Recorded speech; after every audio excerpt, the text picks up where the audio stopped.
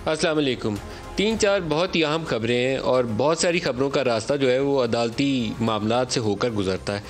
यूसुफ रज़ा गिलानी अदालत में गए थे इस्लामाबाद हाई कोर्ट में कि 7 वोट मेरे जो मुस्तरद किए गए हैं वो गलत मुस्तरद हुए हैं, हालांकि वो सही वोट थे और उसी खाने के अंदर मोहर लगी जैसे कि मुझे बताया गया था। तो इस्लामाबाद हाई कोर्ट ने जस्टिस अतर मिन्नल्ला ने कहा कि ये तो आर्टिकल 69 के तहत हम इस सिलेक्शन प्रोसेस के अंदर जो पार्लियामान के अंदर हुआ इंटरफेरेंस कर ही नहीं सकते।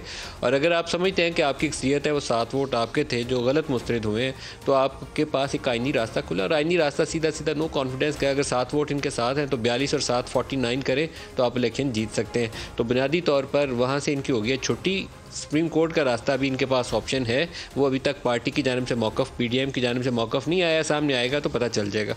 उसके अलावा मरियम नवाज़, जिसके ऊपर कल आज के प्रोग्राम में हम ज़्यादा तफसील से इस पर बात भी करेंगे कि 26 तारीख को एक नैब ने दोबारा नोटिस देकर, जिस तरह एक पहले हुआ था वाक़या पथराव वाला, एक अपॉर्चुनिटी, बड़ा पोलिटिकल एक अपॉर्चुनिटी क्रिएट किया। मैं तो इसको ऐसे ही देखता हूँ पीएमएलएन के लिए, और वो शो ऑफ पावर करना चाहते हैं, लोग लाना चाहते हैं और कल वो अपनी ताकत का मुजाहरा करना चाहते हैं। लाहौर हाई कोर्ट ने उनको ज़मानत दे दी है कि इनको गिरफ़्तार ना किया जाए। उसके ऊपर नैब चली गई है जी कि ये तो लोग इकट्ठे करके ले आ रहे हैं, दोबारा मामला अदालत के सामने चला गया। इसके अलावा एक पाकिस्तानी हाई कमीशन के सामने एक सवाल आया और सवाल ये था कि नवाज़ शरीफ का ख़त जो है, जो उनका पासपोर्ट है, क्या उसको रिन्यू किया जाए या नहीं किया जाए। बड़ी ज़बरदस्त खबर है ये। और उसके ऊपर जो पोजीशन ली है पाकिस्तान की मिनिस्ट्री ऑफ इंटीरियर ने, पाकिस्तान की मिनिस्ट्री ऑफ इंटीरियर कहती है कि नवाज़ शरीफ इस्लामाबाद हाई कोर्ट को भी और नैब को भी तोशाखाना रेफरेंस में मतलूब है और वो फ्यूजिटिव ऑफ लॉ है, ये जो उन्होंने टर्म यूज़ किया है कि he is a fugitive of law and absconder. और वो अपना जो पासपोर्ट की रिन्यूअल है वो जब तक सरेंडर ना करें पाकिस्तानी अदालतों को तब तक वो उसकी रिन्यूअल नहीं ले सकते। और असूलन जो कानून के मुताबिक उनको अपनी जो बाकी मुद्दत है 8 हफ्ते की, तो उनको हमने ज़मानत दी थी जिसको पंजाब गवर्नमेंट ने रिन्यू नहीं किया, तो बाकी अपनी जो मुद्दत है, जो सज़ा उनको मिली थी, वो कोट लखपत जेल लाहौर में उन्होंने गुजारनी है और वो मफरूर हैं इस वक्त लॉ के तहत। और आगे जाकर यही ख़त कहता है कि वो अगर उन्हें पाकिस्तान आना है तो वो एमरजेंसी ट्रेवल डॉक्यूमेंट जो है उसके लिए पाकिस्तानी हाई कमीशन में अप्लाई कर सकते हैं। और ये जो पासपोर्ट है ये उनके फंडामेंटल राइट्स में हिस्सा उसका शुमार नहीं होता, ये किसी का फंडामेंटल बुनियादी हक ही नहीं है उसका पासपोर्ट। अगर हुकूमत वफाक ये समझता है कि इसको पासपोर्ट देना है तो फिर वो दे सकते हैं कि अगर वो बंदा सही है किसी गलत मकासद के लिए तो इसको इस्तेमाल नहीं करना चाहता तो फिर उसको पासपोर्ट इशू किया जाता है। इसके साथ एक और ख़त, 2 ख़त हैं जी, एक और ख़त जारी किया है मिनिस्ट्री ऑफ इंटीरियर ने और पाकिस्तानी हाई कमीशन से कहा कि वो कॉन्सेंट लेटर हासिल करें नवाज़ शरीफ से और तफसीलात बताएं जी, ABCDEFG ये नुकात हैं जी। और नुकात क्या क्या हैं कि वो उनका अभी तक किस मर्ज़ की तशख़ीस की गई, कौन सा उनका इलाज हो रहा है, किस हॉस्पिटल में वो गए हैं, और ये सारी रिपोर्ट्स लेकर तो पाकिस्तानी हाई कमीशन को वो कॉन्सेंट लेटर भी साइन करें और पाकिस्तान को वो रिपोर्ट्स जो है अरसाल की जाए। तो नवाज़ शरीफ साहब के लिए बुनियादी तौर पर रास्ता जो है मज़ीद मजदूद किया जा रहा है। पाकिस्तान उसको, पाकिस्तानी वज़ारत दाखिला या पाकिस्तान की एजेंसियाँ शायद उनको वहाँ से गिरफ़्तार करके या डिपोर्ट करके नवाज़ शरीफ को पाकिस्तान ला नहीं सकती, लेकिन उनके लिए एक बड़ा प्रेशर ज़रूर क्रिएट कर सकती हैं। एक और जो बहुत बड़ी खबर है आज की, और हम कोशिश करेंगे कि कोई एक्सपर्ट हमें प्रोग्राम में ज्वाइन कर लें, वो पाकिस्तान और भारत के खुफिया मुज़ाकरात के हवाले से। ख़बर ये कहती है कि पाकिस्तान की जानिब से एक जनरल, जिसको उन्होंने कहा कि बहुत ही एक अरिस्टोक्रेटिक फैमिली से थे, हमने मुख्तलिफ जो रिटायर्ड लोगों से पूछा तो एक नाम सामने आता है जनरल असफंद यार पटौदी का। ये नवाब मंसूर पटौदी जो सैफ खान आजकल भारतीय फिल्मों में भी आते हैं, उनके साथ इनकी रिश्तेदारी है। क्या असर आई है, क्योंकि ख़बर के अंदर नाम नहीं लिखा हुआ, ये इंडियन अखबार ने खबर शाया किया, तो हो सकता है कि जनरल असफंद यार पटौदी जो हैं, इनको लिखा हुआ है अखबार के जो स्टोरी है उसके मुताबिक कि जनरल बाजवा ने उनको ऑथोराइज़ किया और दूसरी जानब से जो रॉ के ऑफिशियल थे उनको अजीत डोवल ने, जो उनके नेशनल सिक्योरिटी एडवाइज़र हैं, उन्होंने ऑथोराइज़ किया। और 2018 से एक कॉन्टैक्ट उनका चल रहा है, लंदन के एक होटल में मुलाकातें हुई और रिसेंटली वो दोबारा से एक्टिवेट हुआ। दरमियान में रुक गया, कभी रुका कभी चला, कभी रुका कभी चला, जैसे पाकिस्तान और भारत के ताल्लुकात का ऑन अगेन ऑफ अगेन वाला एक सिलसिला वैसे ही चलता रहा। तो अब उन्होंने लिखा है जी कि दोबारा ये बहाली इसकी हुई है और उसके नतीजे में दोनों तरफ बात आगे चल सकती है, सफारती पेशरफ्त हो सकती है और हो सकता है स्पोर्ट्स रिलेशन जो है दोनों ममालिक के वो भी बहाली हो जाए। ये बहुत बड़ी खबर है क्योंकि सीज़ फायर को भी इन्होंने इसी चीज़ से जोड़ा है। तो मेजर डेवलपमेंट, और इसके ऊपर अभी ज़्यादा नज़र नहीं है। अगर हमें कोई फॉरेन मिनिस्ट्री से या कोई और एक्सपर्ट हमें मिल जाते हैं तो कोशिश करेंगे कि उनसे ये राय पूछें कि ये बैक चैनल कैसे और कहाँ यहाँ तक कैसे हमें लेकर आया। आज जो शुरा हैं प्रोग्राम में हमारे साथ उस्मान डार हैं पाकिस्तान तहरीक इंसाफ से।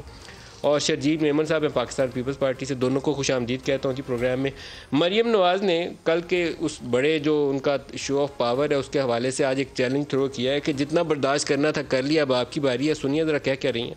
जितना इंतकाम होना था हो गया, जितनी बर्दाश्त करना था कर लिया। अब अगर इमरान खान की हुकूमत मुश्किल में आई है, उसकी कश्ती डूब रही है, तो नैब को ये मौका नहीं दिया जाएगा कि इमरान खान की डूबती कश्ती को बचाए। उसके लिए पॉलिटिकल इंजीनियरिंग करे और इंतकाम करे। नैब के ऑफिस के सामने खड़े होकर मुझ पर कातिलाना हमला किया। इनके इंतकाम को रोकना भी है, उसका मुकाबला भी करना है और इस दफा इनके लिए आसान शिकार नहीं बनना। शेख रशीद साहब जो हैं वो कहते हैं ये 2.5 पार्टियां पीडीएम वाले हैं, तो 11 जमातें। वो कहते हैं किसी को 11 का नाम भी आता है तो मुझे बताएं। वो कहते हैं 2.5 जमातें हैं, नून लीग है, पीपल्स पार्टी है और आधी जमात उन्होंने JUI फजल रहमान की शुमार की है। कहा क्या उन्होंने पीडीएम के बारे में, वो भी सुन लीजिए। पीडीएम तो टैंटा फिश हो चुकी है। ये अपनी show off power Imran Khan को नहीं दिखा रहे, ये पीपल्स पार्टी को दिखाना चाह रहे हैं कि अदालत से अपनी तो हिफाजती जमानत करा ली और अगर खुदा ना खास्ता वहां किसी ने शरारत कर दी। मुझे तो फजल रहमान साहब की हालत पर तरस आता है। बाहर से बैठ के कॉल देने के लिए इमाम खमीनी होना जरूरी है, वो आप नहीं है। आप इस सारी कौम को समेत मेरे बेवकूफ बना के बाहर गए। जी उस्मान डार साहब, कल फिर आपके साथ क्या बनेगा जी? आप मरियम को गिरफ्तार करेंगे या आपको पत्थर पड़ेंगे? क्योंकि जमानत तो अब हो गई है, उनकी गिरफ्तारी तो आप कर नहीं सकते। देखिए मरियम, अब एक तो आप माशाल्लाह बड़े स्मार्ट एंकर हैं मल साहब, अब डायरेक्ट मेरी तरफ आ रहे हैं जैसे मैंने गिरफ्तार करना है। उनकी पेशी है, हमें तो ये पता है कि उस्मान डार एक आज़ाद मुख्तार अदारा है। वो 20 बंदे उठाने और डस्का से या मरियम की गिरफ्तारी करनी हो तो शक तो आप ही जाते हैं साहब। वो लोग जिनको आप बार बार कहते हैं अगवा हुए, उनके बयान हल्फी आ चुके हैं। मरियम ऐसे ही वो अगवा नहीं हुए थे और ऐसे ही आपको जो है तफन्ने तबाह के लिए। मैं तो ये कहूँगा कि इससे बड़ी बदकिस्मती हमारी as a nation, as a मुल्क क्या हो सकती है कि कल मरियम नवाज़ जा रही हैं और एक लश्कर कशी की सूरत हाल अख्तियार की हुई है, जत्थे लेके जा रही हैं। मैं अभी देख रहा था मीडिया रिपोर्ट्स, तो वहाँ नज़र आ रहा था जी कि कल जाएंगी, जुलूस जाएगा। कई दुनिया में मलिक साहब कोई एक ऐसा मुझे पॉलिटिशियन बताएं जिसके ऊपर करप्शन चार्जेस हों और वो पेश होने जा रहा और वो अपने साथ जुलूस लेके जा रहे हैं, ढोल ढमक्कों के साथ जा रहे हैं, पता नहीं जैसे क्या इन्होंने करना है वहाँ। मतलब शर्मिंदगी होनी चाहिए कि हमारी नैब में पेशी हो रही है, हमारे ऊपर करप्शन चार्जेस हैं। और ये वो मोहतरमा है, मैं पाकिस्तानियों को याद दिलाना चाहता हूँ, जो कहती थी मेरी लंदन तो क्या पाकिस्तान में भी कोई प्रॉपर्टी नहीं। तो फिर इन्हीं के भाईजान टीवी पे आके कहते हैं अल्हम्दुलिल्लाह लंदन अपार्टमेंट्स हमारे हैं और हमने अपनी बहन को गिफ्ट किए हैं, बेनिफिशरी ओनर वो हैं, और कहाँ कहाँ से प्रॉपर्टियाँ निकलती हैं। उस झूठ पे भी ये लोग शर्मिंदा नहीं है। अभी ये कह रही थी कि हुकूमत का मुस्तकबिल तारीक है। मैं समझता हूँ कि जिस तरफ ये लोग चल पड़े हैं, मरियम नवाज़ का अपना सियासी मुस्तकबिल डूबता नज़र आ रहा है। जिस बुखलाहट में, घबराहट में ये अदारों के ऊपर हमलावर हैं, नाम लेके ये लोग उनको अटैक कर रहे हैं और एक इनका 1 पॉइंट एजेंडा है कि हमने पाकिस्तानी अवाम को और अदारों को आपस में लड़ाना है। और बिलखसूस देखें PDM तो एक किस्सा परीना हो ही चुकी थी। अब जो इनके हालात हो चुके हैं, मैं समझता हूँ PDM मुकम्मल तबादे है, मुकम्मल तबादे। हाँ जी, चलो पता चल जाएगा। कल लाहौर में अगर उन्होंने तगड़ा शो किया तो आपकी तबीयत खराब होगी, नहीं तो उनकी तबीयत खराब होगी कि एक तो काम होगा। अच्छा अब ये आलम आ गया है कि वो लोग जो लॉन्ग मार्च का दावा करते थे इस्लामाबाद का, वो एक छोटी सी मार्च लाहौर के अंदर ही अपने ही घर में मार्च होगा कि मार्ची होगी, क्या होगा कल? मेरा हाल है मार्ची के भी कोई चांस नहीं लग रहे। अच्छा, आपको वेलकम करता हूँ तारिक फजल साहब, आप भी तशरीफ फरमा। पहले शरजील मेमन साहब से पूछ लें। शरजील मेमन साहब, PDM में कल आपकी जमात की नुमाइंदगी है उसमें? बिस्मिल्लाह, शुक्रिया नदीम साहब। मैंने अभी टीवी पे देखा था कि कमर जमान कायरा साहब का स्टेटमेंट आ रहा था और उन्होंने कहा कि जी कमर जमान कायरा साहब खुद लीड करेंगे और वो भी जाएंगे। तो डेफिनेटली अगर कमर जमान का मेरे पास और कोई इस वक्त इन्फॉर्मेशन नहीं थी, लेकिन मैंने टीवी पे देखा है क्योंकि मैं किसी मीटिंग में बैठा था तो उस वक्त मैंने टिकट देखे। तो डेफिनेटली पीपल्स पार्टी भी जाएगी अगर कमर जमान कायरा साहब ने कहा है तो। 26 तारीख है जी। मैं कल कह देता हूँ, मेरे प्रोड्यूसर साहब कह रहे हैं बार बार बताइए 26 तारीख है। मेरे प्रोड्यूसर साहब भी मुझे लगता है बड़े जज्बाती आदमी है, हो सकता है कवरेज के लिए ये पहुँचे हो, तो पथराव में कोशिश करिएगा इन्हें भी 2 मार दे निशानी रहेगी। क्यों तारिक फजल साहब? बिस्मिल्लाहिर्रहमानिर्रहीम। बहुत शुक्रिया मलिक साहब। बट्टे इकट्ठे कर दिए आपने, गाड़ियों की डिग्गी में डाल दिए थैले भर के। गुजारिश है, सबसे पहले तो इन्होंने कहा कि सर आपने बताया नहीं गाड़ी की डिग्गी में। मैं सर आपको पूरा प्लान आपसे शेयर कर देता हूँ और आपके प्रोग्राम में जनाब प्रोड्यूसर साहब वो डिग्गी पुरानी वाली दिखाइएगा जब वो पिछली दफा नैब पेशी पे तारिक फजल साहब गाड़ी की सारी तैयारियां बता देता हूँ। नजर आ रहे हैं सर अभी मतलब वेले हैं आजकल। नहीं अभी बट्टे डाल के इनकी फ्रेशनेस बता रही है कि ये फारग है। आपको ये वेले हैं। वर्कर आदमी तो थका हुआ होता है। नया फार्मूला आया है कि इंसान अगर फ्रेश हो तो वो फारग होता है। सर वो आपकी गाड़ी आ गई स्क्रीन पे सर। नया एक फार्मूला आया है। अच्छा मलिक साहब, गुजारिश ये है कि ये अगर मरियम नवाज का सियासी मुस्तकबिल इतना ही फारग है तो उस्मान डार साहब और इन जैसे इनके 1 दर्जन से ज़ायद और कुलीग कैबिनेट मेंबरान या special assistant to the prime minister, ये सिर्फ एक अकेली खातून के ख़िलाफ़ क्यों प्रेस कॉन्फ्रेंसेस कर रहे हैं, बयानात दे रहे हैं, इनके हवास पे वो क्यों इतनी सवार हैं? अगर उनका सियासी मुस्तकबिल इतना ही तारीख है तो आप छोड़ें, अपना काम करें। हर प्रेस कॉन्फ्रेंस मरियम नवाज़ के ख़िलाफ़, हर गुफ्तगू मरियम नवाज़ के ख़िलाफ़। अब पेशी होने जा रही है, इनकी हवाइयाँ उड़ी हुई हैं, बौखलाहट का शिकार हम हैं। प्रेस कॉन्फ्रेंसेस ये कर रहे हैं। मियाँ नवाज शरीफ साहब की 160 पेशियाँ हुई हैं नैब अदालत में, मैं सब में साथ था। एक बल्ब नहीं टूटा, एक पत्ता नहीं टूटा, हमारे कारकुनान भी जमा हुए। बंदे क्यों लेके जा रहे हैं? लेकिन मैं आ रहा हूँ, उसी पे आ रहा हूँ। मतलब कल भी तो गुफ्तगू वहीं पे होगी ना। पार्टी का जो कायद हैं वो 160 पेशियों पे जाते हैं अदालत में, कोई कानून को हाथ में नहीं लेता, कोई अदालत पे चढ़ाई नहीं करता, कुछ नहीं होता। कल मौलाना फजल रहमान साहब आ रहे हैं, वो अपनी जमात की तरफ से इज़हारी यकजहती के लिए आ रहे हैं। कारा साहब ने कहा मैं आऊँगा। पीडीएम के प्लेटफॉर्म से अगर ये जमातें इज़हारी यकजहती के लिए आ रही हैं तो ये आप ये कहें कि ये पॉलिटिकल एक यूनिटी है जो अपोजिशन में है। कितने बंदे इकट्ठे? बाकी जो अपने ना ये लॉन्ग मार्च है, ना ये कोई इज्तिमा है, ना मरियम बीबी ने किसी को कॉल दी है कि आ जाओ भाई, जमा हो जाओ, मेरे साथ चलो। अगर मैं जा रहा हूँ, मैं आपको बता रहा हूँ, मैं जा रहा हूँ। तो मेरे साथ इस्लामाबाद के मुझे पता चला। मेरी यार सुने, मेरी गाड़ी डेरे के सामने लाइनें लगी हुई हैं। अभी आप तलाशी ले लें। वो गाड़ी हमने बनाई है, फुटेज ना दिखाओ यार। नहीं है प्रॉब्लम। इन्हीं के जो रहनुमाए ख्वाजा आसिफ, उनका रिकॉर्ड पे बयान है, कहते हैं जी मियाँ साहब हॉस्पिटल थे, 100 बंदे बाहर नहीं आए, अपने वर्कर से ये नाराज थे। जिस दिन लोग आपके साथ बाहर आएंगे उस दिन पता चलेगा गमला टूटा है, शीशा टूटा है। हालात आपके ये हैं कि आपको पीपल्स पार्टी वालों से बंदे मांगने पड़ रहे हैं, तरले मिन्नता कर रहे हो, यार आ जाओ साढ़े नाल साड़ी इज्जत रख लो। अच्छा एक वक्त अपने बलबूते पे कुछ नहीं कर सकते। 2014 में जब धरना हो रहा था ना, तो इमरान खान डी चौक में खड़े होकर एक बयान दे के जाता था, तो 12 बंदों का मोटू गैंग की ड्यूटी लगती थी कि उसके खिलाफ बयान दे। खिदमत करते थे बाकायदा आप पीटीआई की। वही गलती इस वक्त आप कर रहे हैं। गैंग है कौन? आपने मुझे बड़ा याद कराया। ये मोटू गैंग बदलता रहता है, कभी ये पीएमएलएन में आ जाता है, कभी पीटीआई में आ जाता है। ये वक्त के आज का मोटू गैंग उस्मान डार, आपको बताना पड़ेगा पीटीआई का मोटू गैंग। तो मोटू गैंग बुनियादी तौर पर जो अपने मुखालफीन है ना उसकी खिदमत आपने बात ही खत्म कर दी, खत्म कर दी ना जी। आपने बता दिया। नहीं मैंने रिप्रेजेंटिंग नहीं ये मोटू गैंग आज का मोटू नहीं ये मोटू गैंग मैं तो बहुत सही बंदा है। मोटू गैंग वो है जिसने 20 बंदे डस्का में उठाए थे। ये मैंने पूछा था इनसे, नाम बताया नहीं इन्होंने मुझे। मैंने इन्हें कहा था बता दे, नहीं डस्का की तमाम गुंडागर्दी उस्मान डार ने की। ये इनका इलाका है। उसके लिए इन्होंने special assistant to the prime minister के ओहदे से इस्तीफा दिया। अपने तमाम वहाँ पे तगड़ी कैंपेन की इन्होंने सही। हमारे लोगों को ये गुलू बाट कहते हैं, इनके लोग पता नहीं कौन से बाट है। देखिए मैं तो एक पॉलिटिकल वर्कर हूँ, जी आप पॉलिटिकल वर्कर हैं। सियासी मैदान में शिकस्त देने पे यकीन रखता हूँ। बिल्कुल। और जब नहीं बंदे उठा लिए तो क्या जाता है, मुकाबला तो किया है ना जी। देखिए जो मेरा सियासी हरीफ है, मुझे बताएं 2 प्रिजाइडिंग ऑफिसर्स अगवा किए पूरे, तो उनको सुबह बरामद वहाँ जमात कराया। यार इतना कोई आपको बताने के लिए नहीं था, एक एक करके छोड़ो।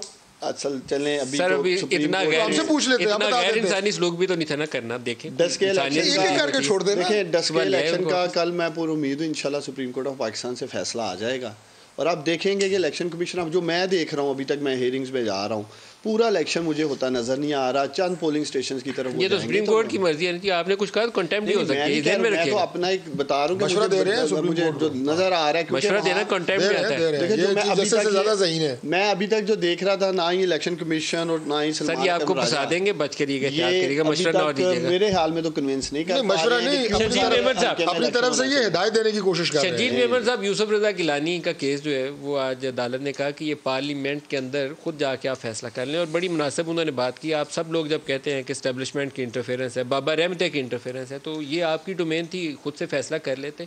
आप लोगों ने तय करके पीपल्स पार्टी ने फरमाइशी प्रोग्राम पे नून लीग के सेंटर से क्या के नामों पे ठप्पे लगवाए।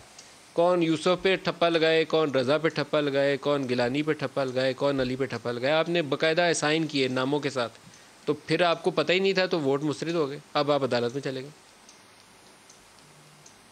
नदीम साहब, एक चीज़ क्लियर है और वो वीडियोस मौजूद हैं कि ये इलेक्शन जो है इसमें जो रिटर्निंग ऑफिसर थे वो थे सेक्रेटरी, जो चेयरमैन सॉरी उसके सेनेट के जो सेक्रेटरीट के हैं, उनकी वो वीडियो, वो कॉन्वर्सेशन मौजूद है कि उन्होंने कहा जी कि इस पूरे कॉलम में कहीं पे भी आप ठप्पा लगाएं। और उसके बाद जिस तरह मुज़फ़्फ़र शाह ने ये मैं समझता हूँ कि एक नाज़ेबा हरकत की कि उन्होंने इस वोटों को रद्द किया। हालांकि रद्द तब वोट होते हैं। अली शाह ने तो जो किया, फारूक नाइक सामने खड़े थे जब पहला उन्होंने वोट उठा के डाला है रिजेक्टेड वोट्स में, वही रोक देते फारूक नाइक, वही नहीं रोका उन्होंने।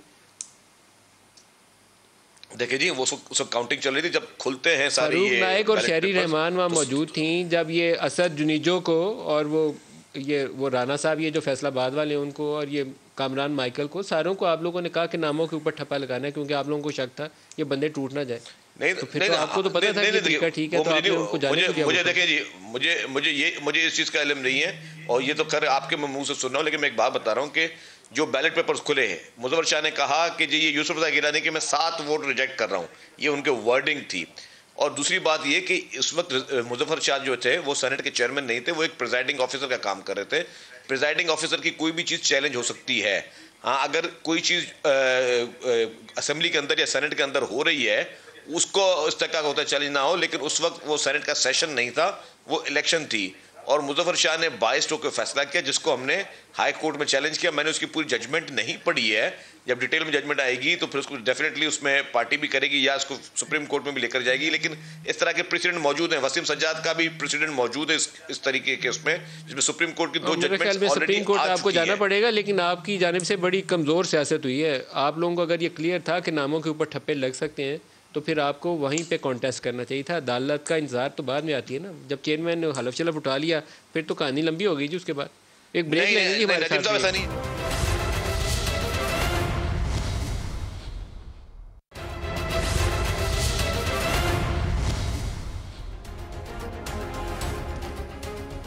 प्रोग्राम में दोबारा खुशामदीद कहते हैं। मरियम और बिलावल के बयानात वो बजाते खुद एक इंटरेस्टिंग कहानी है और कुछ उन्होंने एक दूसरे के ऊपर बयानबाजी की भी और आज उसकी वजाहत भी दी, क्योंकि बाज़ खबरें ये कहती हैं कि मौलाना फजलुर रहमान ने दोनों पार्टियों से शिकायत की है कि इन दोनों के बयानात से दूरी और बढ़ जाएगी। आज जो उन्होंने वजाहत दी पहले वो सुन लें। बिलावल से मेरा एक अच्छा ताल्लुक है, कोई इख्तलाफात नहीं है। वो पॉलिटिकल पार्टी है, उनकी अपनी स्ट्रैटेजी है, हमारी अपनी स्ट्रैटेजी है। कुछ कॉमन गोल्स हैं जिससे हम पीडीएम में इकट्ठे हैं और सियासत में उतार चढ़ाव आते रहते हैं।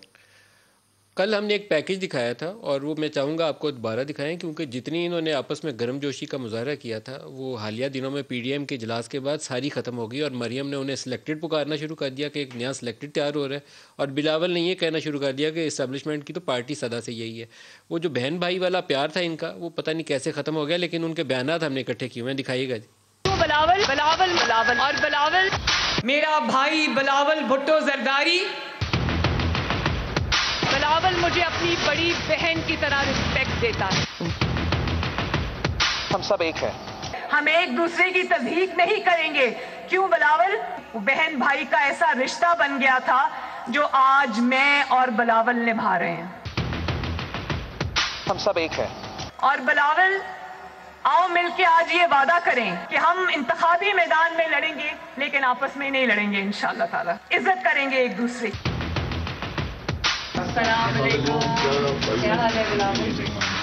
Where's Bilawal? I just wanted to say bye to you, Bilawal. Thank you so much. Thank you so much. Good luck. Good luck. Good luck to you as well. Thank you. See you inshallah. हम सब एक हैं। तारिक साहब, क्या हुआ ये प्यार मोहब्बत सारा यकलख्त ख़त्म क्यों हो गया पीडीएम के इजलास के बाद, जब उन्होंने कहा हमने इस्तीफे देते और नवाज शरीफ से इंकलाब लाना है तो खुद पाकिस्तान आ जाए? मलिक साहब देखें, सियासत में 2 चीज़ें होती हैं। एक वो होता है जो एक बाहमी वफादारी और इज़्ज़त और एहतराम का एक ताल्लुक होता है, वो बहरहाल रहना चाहिए और है। हमारा भी इस पार्टी के साथ भी है, पीडीएम की दीगर जमातों के साथ भी है, और हम अपने तौर पे पीटीआई के साथ भी रखना चाहते हैं। ये ना रखना चाहें तो ये इनकी अपनी मर्जी है, ये एक ज़ाती आपका इनफरादी। दूसरी बात होती है, मैं अर्ज़ करता हूँ, दूसरी बात होती है आपकी political strategy. Pakistan Peoples Party ये समझती है कि हम इस्तीफ़े अभी अगर ना दें तो हमारी जो एक PDM की स्ट्रगल है उसके लिए बेहतर है। हम ये समझते हैं कि अगर इस्तीफ़े देके हम लॉन्ग मार्च करते हैं तो हम एक फ़ैसला कुन मैं ये कहूँगा कि जद्दोजहद के मरहले में दाखिल हो जाते। तो उनकी अपनी एक सोच है, वो अलग एक जमात है, हमारी अपनी एक सोच है, हम अलग एक जमात हैं। इसमें से ये तो पॉलिटिकल स्ट्रेटजी है, ये पॉलिटिकल स्ट्रेटजी अपनी अलग अलग है, इस पर हम उन्हें गिला नहीं कर सकते। नहीं, वो अपनी जगह पे ठीक होंगे, हम अपने आप को सही समझते हैं। दो चीज़ें तो ठीक नहीं हो सकती, या वो ठीक है या आप नहीं। देखे ना, मैं अर्ज़ कर रहा हूँ कि वो चूँकि अपनी एक अलग जमात है, अपने अलग नज़रिया रखते हैं, वो अपने आप को सही समझते होंगे, हम अपने आप को सही समझते हैं। आपकी खातिर सिंध हुकूमत छोड़ के वो केसों से उनको ज़रा हाथ हौला हुआ है, बिला वजह शिकंजा अपने गले में डाल के यहाँ आके क्यों फंस के खड़े हो? बताइए, रीजनेबल आर्गूमेंट दीजिए कि क्यों अपने आप को फंसा। आपकी जो सवाल है इसको थोड़ा सा रीफ्रेज कर देता हूँ कि हमारी खातिर नहीं, आपने कहा आपकी खातिर क्यों इस्तीफ़ा दें? ना हमने अपनी खातिर मांगा है, ना हमें अपनी खातिर चाहिए। हम ये चाह रहे हैं कि इस वक्त जो एक अवाम दुश्मन हुकूमत मुल्क पे मुसल्लत है, Peoples Party at best government जो इलेक्शन करा लें तो उनसे निजात हासिल करने के लिए तो वो आपके लिए क्यों छोड़े? सर सुने ना, इस गवर्नमेंट से निजात हासिल करने के लिए स्ट्रेटजी ये थी कि आप इस्तीफे दें और लॉन्ग मार्च में जाएं। ये हमारे लिए नहीं था, ये इस मुल्क की जान छुड़ाने के लिए था। नहीं, ये स्ट्रेटजी कोई नहीं थी। उस दिन भी पहले इजलास में भी बड़ा मुश्किल से आपने आखिर में लाइन डाली थी कि at an appropriate time resignation option will also be considered. देखिए, रेजिग्नेशन ऑप्शन मैं मुख्तसर अर्ज कर देता हूँ कि रेजिग्नेशन जो ऑप्शन था, इससे पहले की जो कई मीटिंग्स हुई हैं, क्योंकि हमारे यहाँ इस्लामाबाद में होती रही हैं। जरदारी साहब कहते थे वहाँ बुज़दार के खिलाफ आप बिलावल भुट्टो जरदारी साहब के कई निकाले बयानात हैं, उन्होंने इस्तीफे इकट्ठे किए। मरियम ने भाई क्या कि बयान दिलवाए हैं, वैसे कोई नहीं थे वो राजी। इसका मतलब ये है उन्होंने अपने मेंबरान कौमी और सूबाई असेंबली से इस्तीफे लिए, अपने पास रखे। इसका मतलब उनके कागजों में ये थी बात, टाइमिंग अगर वो बेवफाई की आपने इनसे, पहले आपने पब्लिकली स्टेटमेंट्स दे दी इस्तीफों की और फिर आप एकदम से यू टर्न मारा और पीछे हट गए। नदीम साहब, मुझे सिर्फ 1 मिनट दीजिएगा uninterrupted, I will be really thankful. बात यह है कि हमने कहा कि हम इस्तीफे देंगे जब उसको हम समझेंगे कि यह हमारा आखिरी जो वार होगा हुकूमत के खिलाफ। तब बिल्कुल पार्लियामेंट के अंदर भी हुकूमत के खिलाफ जदोजहद होनी चाहिए, पार्लियामेंट के बाहर भी होनी चाहिए। आपको एक चीज़ का अंदाजा होगा, मैं आपसे थोड़ा एक फैसला ले लेता हूँ और मैं उम्मीद करता हूँ कि आप मुझे थोड़ा जस्टिफाइड और ऑनेस्ट एक ओपिनियन देंगे। जो सेनेट का इलेक्शन हुआ था नेशनल असेंबली में, जिसमें हफीज़ शेख साहब को शिकस्त हुई, गिलानी साहब जीते, उसमें आपको ये तो अंदाज़ा हो गया होगा कि हुकूमत के पास नंबर्स पूरे नहीं हैं। इस वक्त जो हुकूमत हर दूसरे तीसरे दिन जो ऑर्डिनेंस लेके आती है, इससे भी आपको अंदाज़ा हो जाएगा कि हुकूमत के पास नंबर्स पूरे नहीं है। ऑर्डिनेंस इसलिए आते हैं कि उनको पता है कि जी वो बिल पास नहीं करा सकते, और उसकी वजह से फिर उनके हर 4-5 महीने में वो ऑर्डिनेंस उनके लैप्स भी हुए हैं, काफ़ी इस तरह के हो चुके हैं। तो मकसद है कि हम अगर हाथ से आप इस्तीफों का वादा करके पीछे क्यों हटे? सवाल तो वो है, आप उसका जवाब नहीं दे रहे। नहीं, ये उसी की जस्टिफिकेशन है। वादा करके हम पीछे बिल्कुल नहीं हटे हैं। हम ये कह रहे हैं कि बिल्कुल लास्ट हमारा ऑप्शन होगा जब हम समझ रहे हैं कि जी हम कुछ नहीं कर सकते और ये हुकूमत को हटाने के लिए अब सिर्फ इस्तीफे ही बच गए, तब वो आना चाहिए। लेकिन इस वक्त जब आपको पता है कि अभी कोई ऑप्शन है आपके पास, अभी तो आप नहीं कर सकते, क्या कर सकते? हुकूमत तो तगड़ी खड़ी, बिल्कुल है, उनका बन गया। बिल्कुल देखें, मेरी बात सुने नदीम साहब, जब लॉन्ग मार्च भी होगी, जब पहिया जाम हड़तालें भी होंगी, जब पूरे मुल्क को पब्लिक आवाम के समंदर से चोक कर दिया जाएगा, तो तब भी हुकूमत के पास एक बहुत बड़ा प्रेशर होगा। इस वक्त मैं आपको सिर्फ एक छोटा सा अर्ज कर रहा हूँ। आपको पता है कि इमरान खान साहब के कितने इस तरह के स्टेटमेंट आ चुके हैं कि जी वो NFC अवार्ड पे भी खुश नहीं है, उसको भी रोल बैक करना चाहते हैं, वो 18th अमेंडमेंट को रोल बैक करना चाहते हैं। तो जितने पार्लियामेंटेरियन हैं किसी भी पार्टी के, उन सब की जिम्मेदारी है कॉन्स्टिट्यूशन को प्रोटेक्ट करना। अगर एक यहाँ पे एक ऐसा माइंडसेट आ चुका है जो कि पूरे कॉन्स्टिट्यूशन को तबाह और बर्बाद करना चाहता है, तो अगर यही पॉलिटिकल पार्टीज असेंबली में बैठकर उसका रास्ता रोक सकती हैं, क्योंकि आज ज़्यादा से ज़्यादा वो क्या कर सकते हैं, जिस तरह उन्होंने सेनेट इलेक्शन पे से पहले एक कॉन्स्टिट्यूशनल अमेंडमेंट की जगह एक ऑर्डिनेंस लेके आए, फिर उसको कोर्ट में ले गए, आखिर में उनको नाकामी हुई, कोर्ट में भी नाकामी हुई और असेंबली के फ्लोर पे भी नाकामी, क्योंकि उनके पास वो नंबर्स पूरे नहीं थे। तो अगर आप आज ये सारे काफी नहीं है, आप कौमी असेंबली से सारे इस्तीफे दे भी देना तो फिर भी कॉन्स्टिट्यूशनल अमेंडमेंट नहीं पास हो सकती। सेनेट में उनके पास अक्सरियत नहीं है, और एक नॉन रिप्रेजेंटेटिव असेंबली से कॉन्स्टिट्यूशनल अमेंडमेंट भी कोर्ट नहीं आप हेल्प करेगी। तो आप ये लॉजिक ना दें। बाकी मामला ठीक है कि आपके पास सिंध हुकूमत है, उसे क्यों छोड़ें, वो बात करें तो मैं मान लूंगा। नहीं, मैं हुकूमत की बात नहीं कर रहा हूँ। अगर आज इस्तीफे दे देते हैं तो जो भी कॉन्स्टिट्यूशनल अमेंडमेंट के अलावा भी जितने भी बिल्स पास हुए हैं, उसके लिए इनको आज भी मेजॉरिटी चाहिए, जो कि मेजॉरिटी नहीं है। आप मुझे बताएं कि अगर फिर ये ऑर्डिनेंसेस क्यों आ रहे हैं, वो तो इनको पता है कि इनके पास बिल्कुल मेजॉरिटी नहीं है। पास हो सकते ऑर्डिनेंस तो कौमी असेंबली हो या ना हो, सेनेट से भी नहीं पास हो सकते। ये उस्मान डार साहब से ये सवाल पूछते हैं। उस्मान डार साहब, जो एक नया स्टार्ट होना चाहिए था, हफीज़ शेख वाले एपिसोड के बाद। हफीज़ शेख में आप लोगों ने शिकस्त खाई थी बुरे तरीके से। मैं तो कहता हूँ वफाकी हुकूमत के ना वो उस्मान बुज़दार है, आप उनको डिफेंड नहीं कर सकते। तो उसके बाद एक न्यू बिगनिंग होनी चाहिए थी, आप लोग इनको इंगेज करके रखते, क्योंकि आपके पास अददी बर्तरी एक नंबर की भी साबित करने के लिए हफीज़ शेख वाली मिसाल सामने नहीं कर सके। ये मल साहब ये तो आप कह रहे हैं ना कि हफीज़ शेख साहब को डिफेंड नहीं कर सकते। मैं समझता हूँ आए हैं, उन्होंने एक स्ट्रगलिंग इकोनॉमी को खड़ा किया, फिर वो एक लंबी डिबेट निकल जाएगी। मैं समझता हूँ आप इकोनॉमी को समझते भी हैं, लेकिन है फिर वो जाएंगे करंट अकाउंट डेफिसिट्स की तरफ। इंडस्ट्री का जो माशाल्लाह आपके सामने है, टेक्सटाइल और सारा कुछ, फिर डॉलर देखे किस तरह स्टेबल रखा है, सारा कुछ मकसद वो एक फिर इकोनॉमी पे लंबी बात कर लेंगे। मैं बात करना चाहता हूँ, देखिए मल साहब इनके इस्तीफ़ों के ऊपर, मल साहब यूनियन काउंसिल के काउंसलर से इस्तीफ़ा लेना मुश्किल काम है। ये क्या बातें कर रहे हैं ये दोनों, मैं देख रहा हूँ। क्या इन्होंने बेवकूफ़ समझा हुआ है कौम को? इस्तीफ़ा देंगे, इस्तीफ़ा होगा, लिख के दे जाऊंगा आज मैं आपके प्रोग्राम में, और ये मेरा क्लिप भी आप रखेगा, ये कभी इस्तीफे नहीं देंगे, ना इनके लोगों ने इस्तीफे देने हैं। क्यों पीपल्स पार्टी वाले इस्तीफे देंगे? पीपल्स पार्टी इसलिए कि एक सूबाई हुकूमत पूरी इस्तीफा दे देगी, वफाक में वो बैठे हैं, अगले लिख के दे के जाएंगे कि इस्तीफा नहीं देंगे। इन लोगों के डाके मारे हुए, करप्शन की हुई, वो इनको तहफ़्फ़ुज़ देंगे। फिलहाल तो पीडीएम को अपनी फिक्र पड़ी है कि इन्होंने सर्वाइव कैसे करना है। ये बात आपकी सही है, जरदारी साहब जैसा अल्लाह लोग आदमी इनकी करप्शन और चोरी बचाने के लिए इस्तीफा क्यों दे, ये बात आपने सही किया है। ये देखा ना, चले एक तो आप मानने में डाकू है, इनमें से एक तो डाकू है, आपने उसे सर्टिफिकेट दे दिया। दूसरी तरफ गल करो, मैं गल करदा आगे थोड़ी देर भी गल करनी करो मैं भी करदा, मैं जवाब देना दोनों। दूसरी तरफ देखे मल साहब, लोग इनकी करप्शन बचाने के लिए कभी बाहर नहीं आएंगे। मैं सुन रहा था अपने भाई के मुंह से, जी अवाम का समंदर, अगर अवाम का समंदर निकल सकता तो ये 26 मार्च का लॉन्ग मार्च कभी कैंसिल नहीं करते।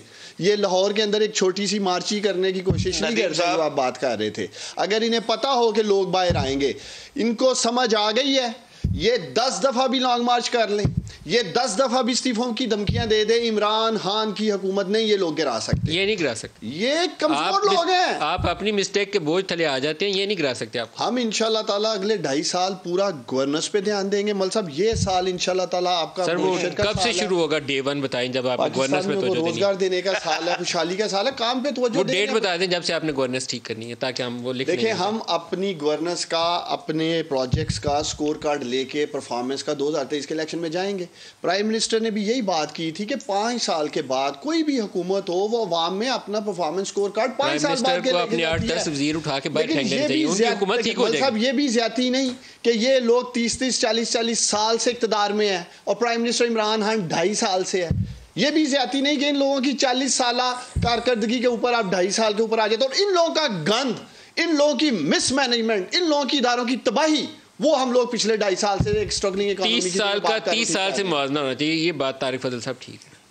वो 2-4 जुमले मेरा भाई याद करके आया हुआ था, मैंने कहा बोल ले, और तो कुछ है नहीं बोलने के लिए। आपने बड़ा खूबसूरत सवाल पूछा। ये अगर इन्हें समझ लगे ना कि ये सवाल क्या था, तो ये नज़रें नहीं उठा सकते कि आपने कहा वो दिन दसो जदू तुसी गवर्नेंस की गल करनी है और गवर्नेंस पे आपने तवज्जो देनी है।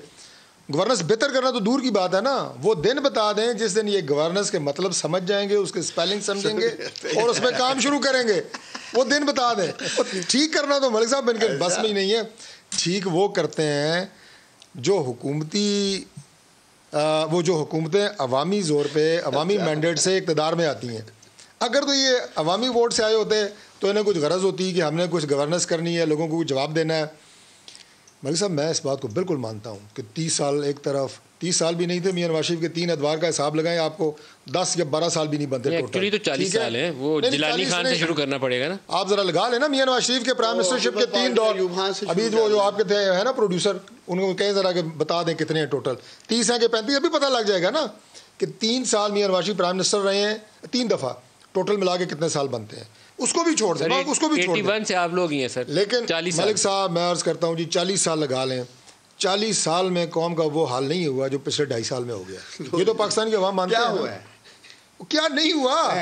लोगों के पास आप जाएं, लोग ना, अच्छा ना आपने कोई नौकरी, ना आपको कोई घर, लोगों की बिजली के बिल, गैस के बिल, पेट्रोल की कीमतें, सब्जियों की कीमतें, फ्रूट की कीमतें। डॉक्टर साहब कोई भी आपने खरीदी हो मार्केट से तो आपको पता हो ना। मैं एक चीज सर कल इनको लेके जाए, कल जब नैब की पेशी है ना तो काफी मजमा होगा लाहौर का वहाँ पे। यार मेरी बात सुने, कल लेके जाए डॉक्टर साहब, वो दे देते हैं अपने मुलाजमों को, बहुत सारे सारी ग्रोसरीज ले आते हैं। आपको क्या पता तारक फजल चौधरी साहब की 20-25 हज़ार तनख्वाह वो कैसे जी रहा है? कहते हैं ना 40 साल नहीं है। 40 साल में मुझे एक अदारे का नाम बताएंगे हमने उसको खड़ा किया और प्रॉफिटेबल किया। एक अदारा 40 साल पहले अमेरिकी डॉलर 7 से 8 रुपए का था।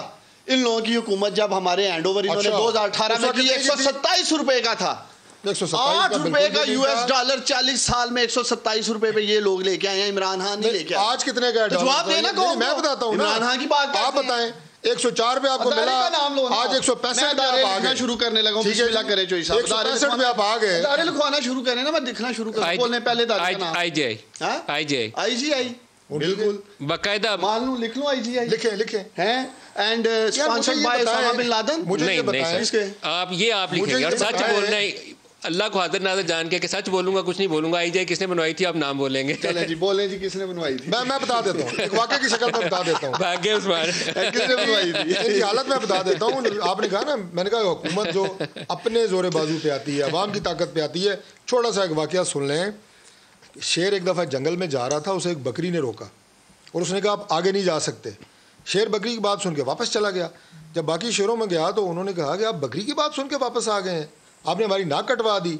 शेर ने कहा मैं बकरी की बात सुन के वापस नहीं आया, बकरी की टोन से मुझे अंदाज़ा हो गया था कि बकरी के पीछे लोग और हैं, इनके पीछे लोग और हैं। मियाँ साहब यही बात सुन के लंदन तो नहीं बैठ गए? मियाँ साहब ने बेचारे क्या बैठना था। मियाँ साहब जिन हालात में गए थे वो इनको पता है। इन्होंने भेजा, बकरी वाली मिसाल दी है ना, हो सकता है उन्हें भी समझ आ गया हुकूमत के पीछे लोग और हैं, ये कसाकियों के सारे रहने वाले लोग हैं। ब्रेक ले लेते हैं, ब्रेक ले लें। I am break.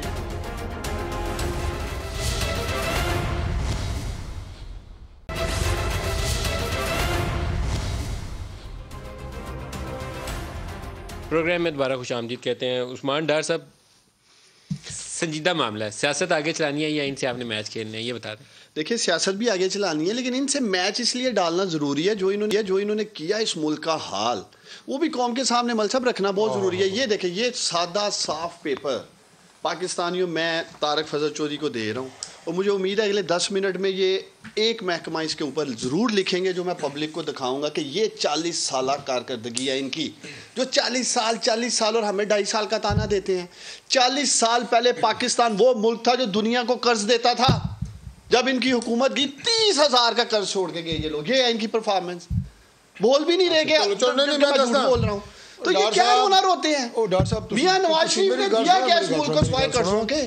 जब आपसे कोई इनसे आपने जो बात की गवर्नेंस की, पाकिस्तानी गरीब से गरीबतर हुआ ये लोग और इनकी लीडरशिप अमीर हुई है। 40 साल पहले मुझे सर अब ये बता दें कि जो चीनी मेरी जान हम 50 रुपए की दे रहे थे गरीब आदमी को, वो 110 रुपए की मिल रही है।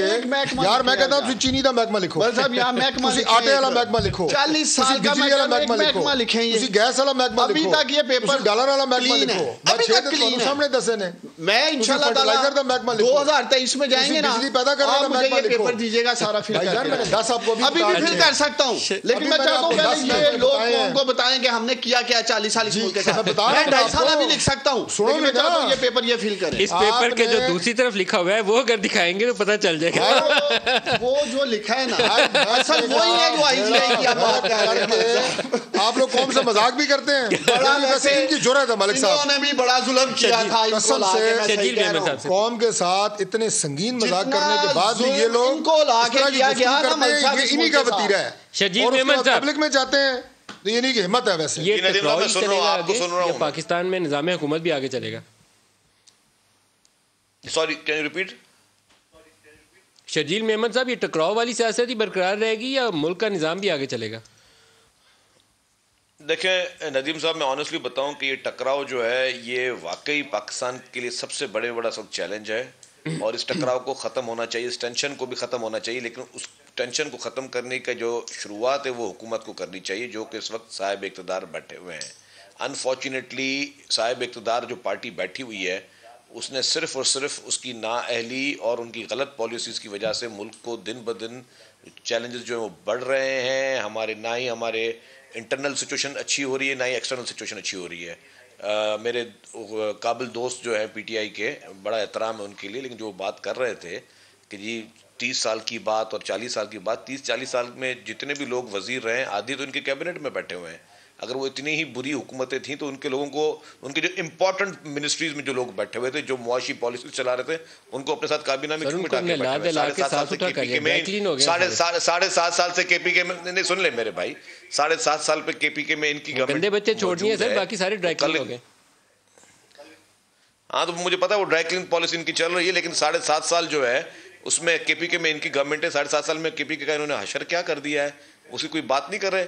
कल भी बारिश हुई थी, दिख रहे थे कि जी केपीके में जो है बीआरटी इनकी जो बहुत बड़ा मंसूबा था, जिसपे माशाल्लाह से स्टे ऑर्डर भी लिया हुआ। एक ईमानदार हुकूमत ने जो एहतसाब को प्रोमोट करती है, जो चाहती है कि एहतसाब होना चाहिए, चोरों डाकुओं का एहतसाब होना चाहिए, लेकिन अपने एक केस में सुप्रीम कोर्ट से स्टे लिया हुआ है कि खुदा न खासा उसको कोई टच ना करे जी, वहां जो भी हुआ वो हजम हो गया। लेकिन उसमें कल उसमें भी बारिश में पानी गिर रहा था, पूरी की पूरी उनकी बीआरटी टपक रही थी। तो मकसद ये है कि जी आपको अगर वाकई मसले का हल करना है तो एक दूसरे को चोर डाकू बोलने के अलावा आपने संजीदा होकर बैठना पड़ेगा, एक रूल्स ऑफ गेम बनाए और मुल्क को आगे ले चले। और ये इसकी जिम्मेदारी जो साहब और तारिक फजल चौधरी साहब, आप सबका शुक्रिया। आज के लिए इतना ही, इजाजत दीजिए, खुदा हाफिज।